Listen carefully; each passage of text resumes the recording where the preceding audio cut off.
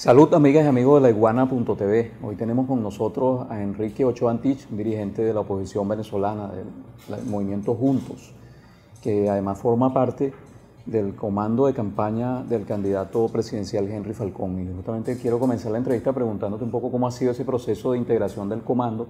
Sabemos que el candidato estuvo en conversaciones con varias personas y al final terminó decantándose por Claudio Fermín como jefe del comando. Y bueno, entre otras personas estás tú. ¿Cómo está funcionando? ¿Cómo han sido las primeras reuniones, las primeras estrategias? Sí, gracias a Clodoaldo por la invitación. Efectivamente, la conformación del comando, quizás si yo tuviese que hacer alguna crítica que no es directa al comando ni a Henry, es que nos demoramos mucho por todo el proceso de esperar a ver si la oposición terminaba de presentar una fórmula unitaria, ¿no? Recién estamos, como tú sabes, constituyendo el comando y es un comando muy plural, pues, ¿no? Donde hay gente que viene de la izquierda, gente que viene de Acción Democrática, gente que viene de COPEI, gente que viene, muchos independientes.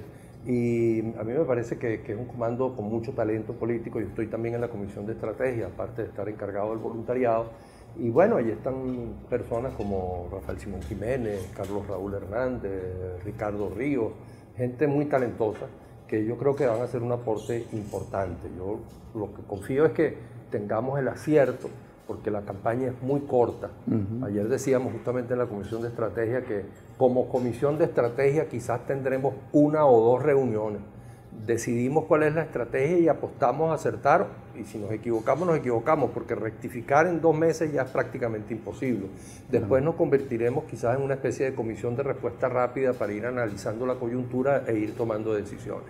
Pero yo sí confío en que, digamos, el discurso general que tenemos de dirigirnos a ese país, a ese gran país que está en el centro, en medio de los dos extremos, al país que quiere reconciliación, al país que quiere ver al futuro con un nuevo espíritu, que quiere dejar atrás el pleito de chavismo y antichavismo, el país que quiere abandonar esta especie de guerra que ha convertido al país en un campo de batalla, y como todo campo de batalla está devastado el país. Ese espíritu de nosotros correspondernos con ese gran país que está en el centro, creo yo que existe en el comando, y por allí se va a ir la campaña, confío. Ahora, ¿qué tipo de estrategia se puede desarrollar, tomando en cuenta que ustedes están enfrentando, por un lado, digamos, al candidato a la reelección, que es el presidente Nicolás Maduro, pero también están enfrentando una arremetida, digamos, una ofensiva muy fuerte de parte del otro sector de la oposición que postula la abstención, que señala la candidatura como un error? ¿Cómo hacer una campaña en medio de esas dos fuerzas? Sí, lo primero, que un poco ya hemos conversado allí, el lunes vamos a tener ya la segunda reunión definitiva de la Comisión de Estrategia para, con la presencia del candidato, aprobar las orientaciones. Pero una de las primeras cosas en las que hemos estado de acuerdo es que tenemos que salirnos del pantano del debate intraoposición. Para nosotros ese debate se resuelve en el otro debate, que es el más importante, que es la confrontación con el gobierno y con Maduro y con un proyecto político autoritario, con prácticas dictatoriales, con vocación totalitaria, cuya consecuencia en el campo económico y social, puesto que es centralista, puesto que es autoritario, como he dicho, puesto que es estatista, controlador, ha sido pues la pobreza, el hambre, el caos de los servicios públicos. Creo que confrontados allí con el gobierno se resuelve el otro debate, porque el otro debate, ¿qué es lo que dice? Dice en primer lugar que Falcón no sería confiable porque fue chavista. Y justamente yo siempre señalo que quizás más bien es su principal virtud o su principal ventaja, porque la transición entre el gobierno madurista y una nueva democracia que queremos construir, para que sea exitosa esa transición tiene que ser pacífica y negociada. ¿Y quién mejor lo puede hacer que alguien que tiene vínculos, que estuvo allá, que comprende, que conoce al chavismo desde adentro? Así como Aylwin fue un fenómeno de transición en Chile, porque era de derecha y estaba vinculado a Pinochet, pues tengo la impresión de que ese papel lo puede jugar Falcón aquí, porque es un hombre de izquierda y vinculado históricamente al chavismo. Yo pondría otro ejemplo, el caso de López Contreras. Los demócratas, cuando se designó a López Contreras, que venía de ser ministro de Guerra y Marina de Gómez, bueno, lo veían con muchísima desconfianza.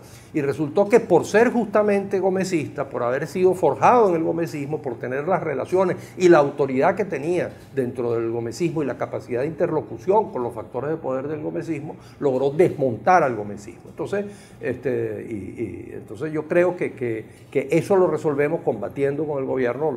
La oposición se va a ir dando cuenta de que el candidato de la oposición es Henry Falcón, y después sobre el tema del abstencionismo, mostrar que es posible ganar.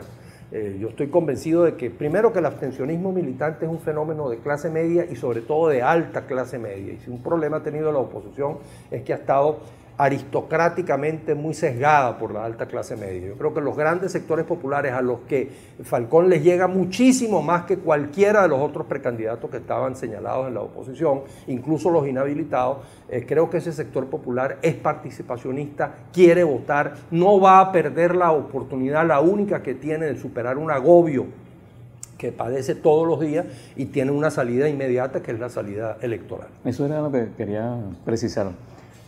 ¿Existe esa posibilidad de que el discurso abstencionista, a pesar de que está, digamos, siendo dirigido por las grandes figuras de lo que había sido la dirección de la oposición hasta ahora, sea derrotado? Es decir, que la gente no siga las instrucciones que le están dando los que han sido hasta ahora sus líderes.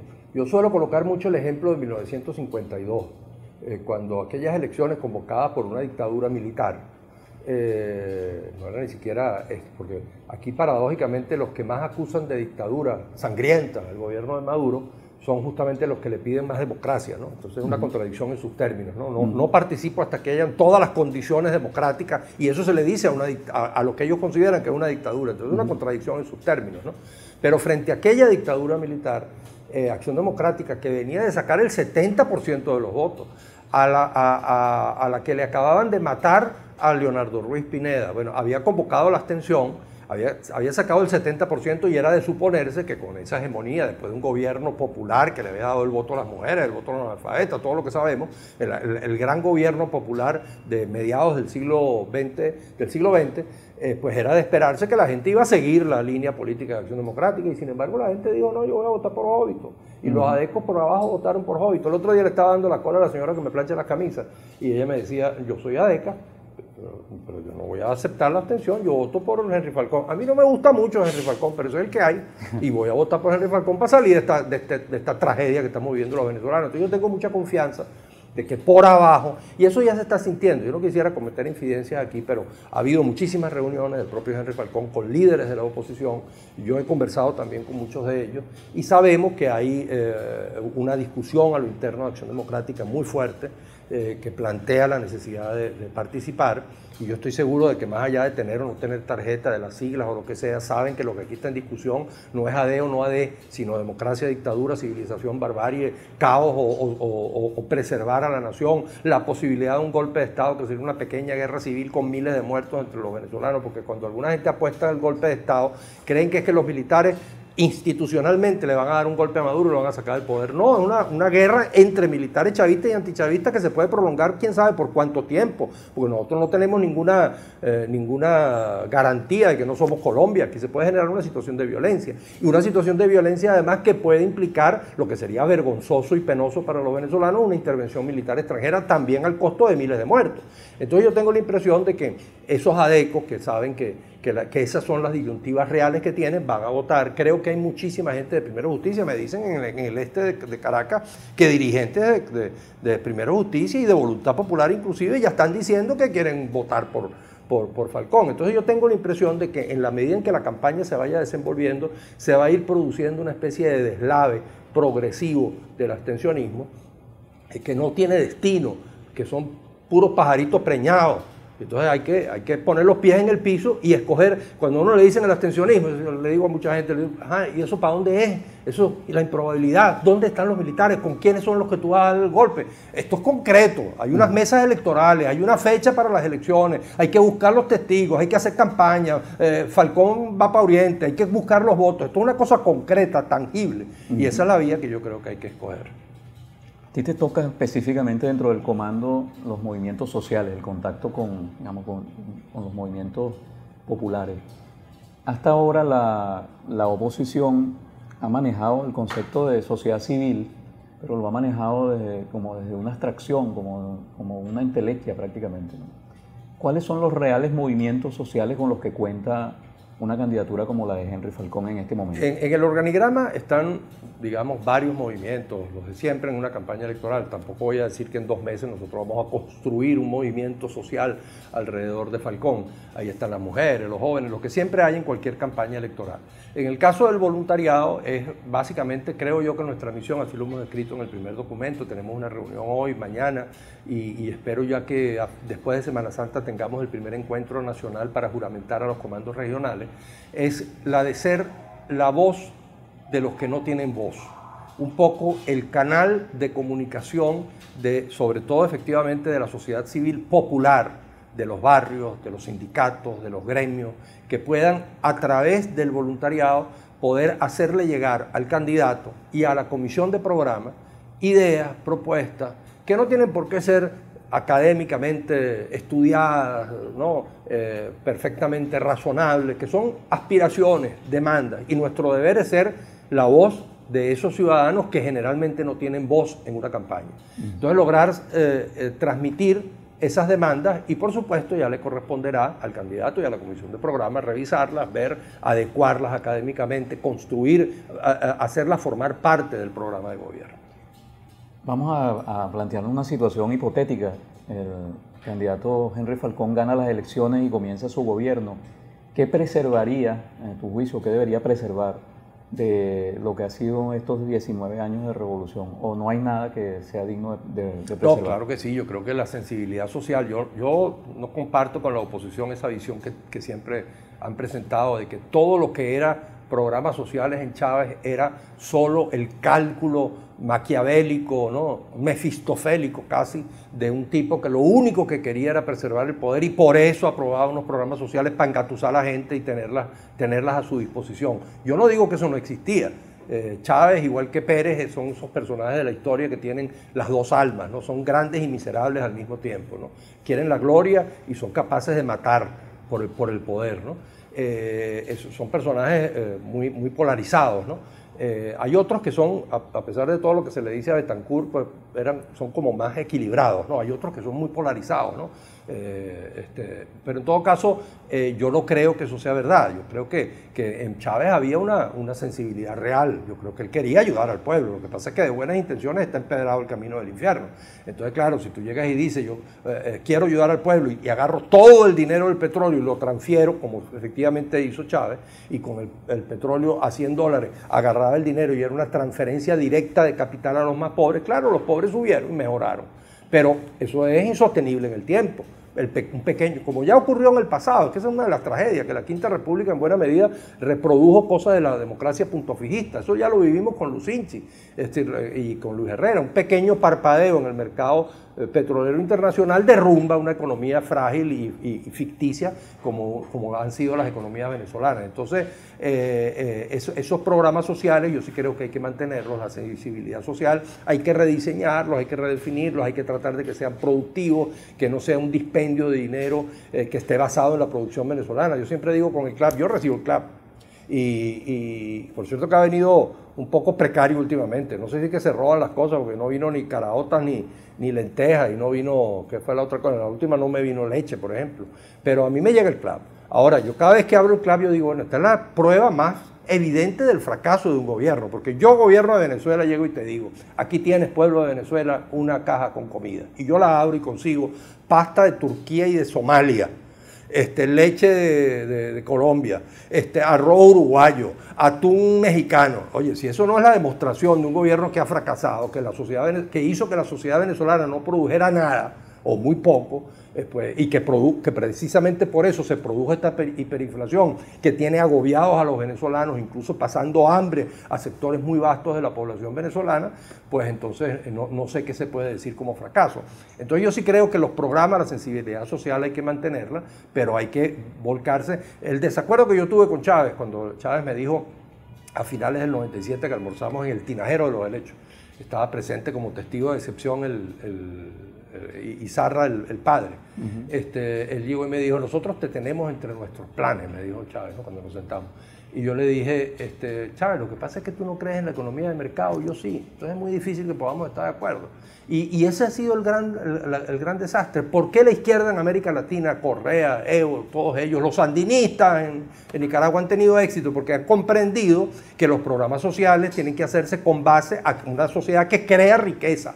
Ahora, claro, pues, quizás nosotros, porque tenemos la golilla del petróleo, nos dejamos llevar, terminamos despreciando lo que es la economía de mercado, que es una economía que requiere producción y requiere crear riqueza para poder repartirla. Si tú quieres repartir riqueza, lo primero es crearla, porque si no, lo que repartes es la miseria. En lo personal, tú estás suscribiendo la tesis de la dolarización que ha sido planteada ya quizás como la oferta principal del candidato Henry Falcón. ¿Crees que esa es la solución inmediata a este problema que tenemos? Bueno, en Juntos hemos decidido abrir, junto a un movimiento de movimientos. Ahí está Nickmer Evans, que por ejemplo Nickmer no comparte la candidatura de Falcón y está en el movimiento.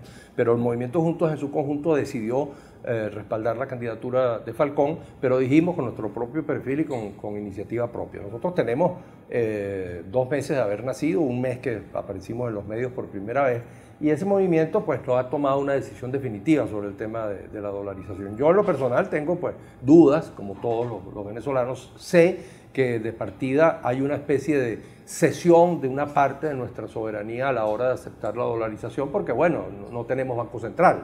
El Banco Central termina siendo la Reserva Federal, no producimos dinero. Ahora, al mismo tiempo reconozco cuando escucho a Francisco Rodríguez que efectivamente, aunque él mismo admite que hay otras modalidades para resolver las crisis económicas, esta es una segura, esta es una que tú tomas la decisión y se acabó el problema de la hiperinflación porque sencillamente no puedes producir dinero. Entonces, en las otras existe el imponderable humano. Y en el caso venezolano, el imponderable humano es riesgosísimo, ¿no? Empezamos a emprender unas políticas que son adecuadas, pero el presidente tiene la posibilidad de la maquinita y entonces se acercan las elecciones municipales, entonces dice, déjame poner a funcionar la maquinita para hacer unos programas sociales para ganar las elecciones municipales y se acabó el programa de recuperación económica. En este caso, la dolarización acaba con la hiperinflación y al final de cuentas, como dicen algunos, la economía ya está dolarizada. Todos saben que aquí quien compra un carro lo compra en dólares, quien compra una vivienda la compra en dólares, hasta los alquileres de los inmuebles se hacen en dólares. La economía está dolarizada, lo único que falta es dolarizar el salario. Ahora, si tú llegas y dices, como dicen la mayoría de los venezolanos, que hay que dolarizar el salario, pues tienes que dolarizar la economía, ¿no? Y yo lo que sí, ayer le pregunté a Jesús María Casal por WhatsApp, yo tengo la seguridad de que me va a decir que sí. Yo le dije, bueno, habrá que hacer un referéndum. Entonces yo me imagino que Falcón comprenderá que para dolarizar la economía se requiere una reforma de la Constitución porque va a cambiar el signo monetario y eso requiere un referéndum. Bueno, habrá un debate nacional lo más breve posible, en un tiempo relativamente rápido, y habrá un debate y habrá un referéndum y que el pueblo, el soberano, sea el que tome la decisión. Ya para concluir, Enrique, yo quiero primero recordar una de tus participaciones fundamentales en la política, como fue la investigación de los sucesos del 27 de febrero de 1989, todo lo que ocurrió en esa época. Al respecto, te quiero hacer 2 preguntas. Una es que siempre en los últimos tiempos se ha hablado acerca de la posibilidad de que en Venezuela haya un nuevo estallido social de esa magnitud, como fue el Caracazo, el sacudón. Tú que estuviste en esa situación investigando esos hechos, ¿por qué crees que no se ha producido o crees que se puede producir ese nuevo estallido social? El 27 de febrero fue un hecho muy espontáneo, a diferencia de esas versiones alucinantes. Yo escuché lo escucharon estos oídos que de comerse los gusanos a Sofía Inver decir que Fidel vino para la toma de posesión de Carlos Andrés y dejó unos agentes en Caracas que produjeron el 27 de febrero. Bueno, eso lo escuché yo, ¿no? Bueno, todos los que vivimos esa época sabemos que la izquierda podía movilizar pequeños actos, ¿no? La izquierda radical, el MAS y la causa R, bueno, no participaron tampoco. La causa R era relativamente pequeña y el MAS no estaba en esa idea. Entonces, eso fue una explosión totalmente espontánea y claro, tengo la impresión de que el pueblo ha aprendido, aunque claro, si lo revisamos bien, este gobierno ha tenido varios 27 de febrero y si lo ponemos acumulativamente, creo que hay varios 27 de febrero. Si sumamos los saqueos aquí, los saqueos allá, los muertos aquí, los muertos allá, al final tenemos un pequeño 27 de febrero. Mi cifra siempre respecto del 27 de febrero, tú lo sabes, nunca aceptó la irresponsabilidad, a mi modo de ver, de hablar de 3.000 muertos. Porque me parece, 500 muertos es una cifra suficientemente grande, es la mayor masacre de toda la historia de América Latina como para tener que exagerarla. Y yo vi con mis ojos la cifra en la morgue de Bellomonte de 380 y después sacamos más o menos la cuenta en Cofaví que nos llevó a 400 y pico, yo redondeo en 500, que es una cifra monstruosa. O sea, yo no sé para qué es necesario decir 3.000 si 500 es una cifra monstruosa en 3 días, por Dios. Es la masacre más grande de toda nuestra historia y de las masacres más grandes de América Latina. Entonces, si sumamos todos los muertos y eso, seguramente casi estamos en una cifra parecida. De modo que este gobierno tiene eso. Y después creo que las Fuerzas Armadas aprendieron la lección, porque yo sí creo que el 27 de febrero, entre otras cosas, se produjo porque las Fuerzas Armadas no salieron a tiempo, salieron tarde. Y además salieron tarde con una orden inaceptable, que alguna vez Aliegro, con las manos metidas en la cabeza, me dijo, esos fueron órdenes de Pérez, de ir a los barrios a rescatar los saqueados, y ahí se produjeron la mayor cantidad de muertes. Si hubiesen hecho como hizo López Contreras cuando los saqueó después de la muerte de Gómez, que le mandó un papelito al gobernador de Caracas, dele la orden a las tropas de no disparar contra el pueblo. Si las Fuerzas Armadas salen de manera disuasiva, se colocan en la salida de los barrios, ponen las tanquetas, pero con la orden de no disparar, quizás se hubiese aplacado la situación a tiempo.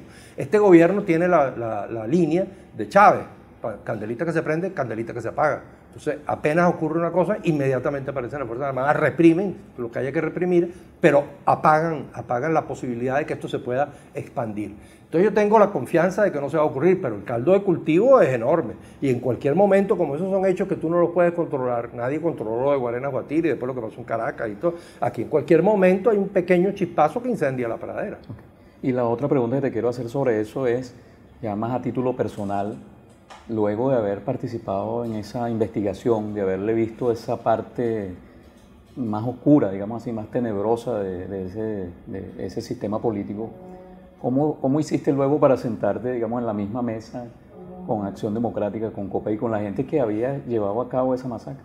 Sí, pues yo lo pensé muchísimo en esos momentos, ¿no? Pero al final, pues llegamos a la conclusión de que lamentablemente Chávez colocó las cosas en términos tales que el asunto era o el proyecto chavista que uno sabía que iba a conducir para acá, para esta situación trágica de los venezolanos, o la necesidad de unirse todos los que teníamos una visión diferente para intentar detener ese rumbo.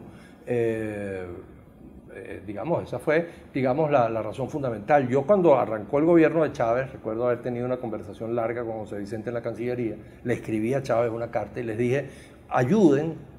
Lo hablé incluso una vez con William Lara habló de esa posibilidad, Tarek, William Saab también en esa época habló de esa posibilidad, pero para Chávez eso no existía como posibilidad. Yo les decía, ayuden a que nazca una oposición, como dicen los ingleses, una leal oposición de su majestad, una nueva oposición a los que no estamos de acuerdo con ustedes, pero no estamos de acuerdo con COPEI. Propicien que nosotros tengamos un pequeño espacio. Recuerdo que incluso en ese momento yo mencioné el nombre mío para la Defensoría del Pueblo, etc. Y bueno, cuando Betancourt dio el golpe de Estado, y era un golpe de Estado militar en cierta forma, del 18 de octubre, a los 8 días llamó a Caldera y lo nombró procurador de la República, y era su alter ego. Entonces yo sí creo que lamentablemente Chávez decidió como línea política dividir al país en dos, y tomada la decisión de Chávez de dividir al país en dos, pues no quedó otra sino mezclarnos todos allí. Yo decía en esa época una frase: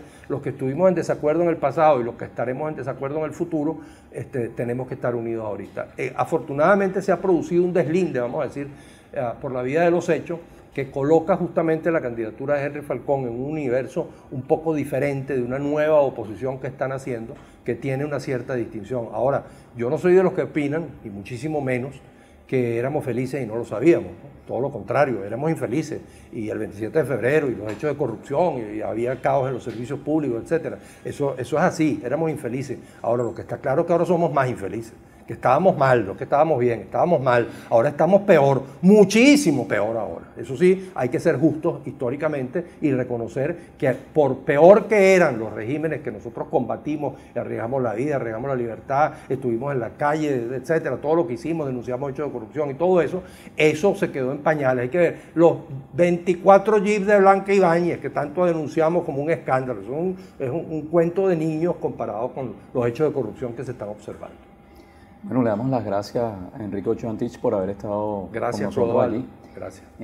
Le comentaba aquí antes de comenzar la entrevista que es la primera entrevista con un personaje de la oposición venezolana, no porque nosotros no hayamos querido invitarlo, ¿no? Hemos hecho varias invitaciones, hemos cruzado varias invitaciones, siempre por supuesto en el campo de la oposición pacífica y democrática, y no habíamos recibido hasta ahora respuesta.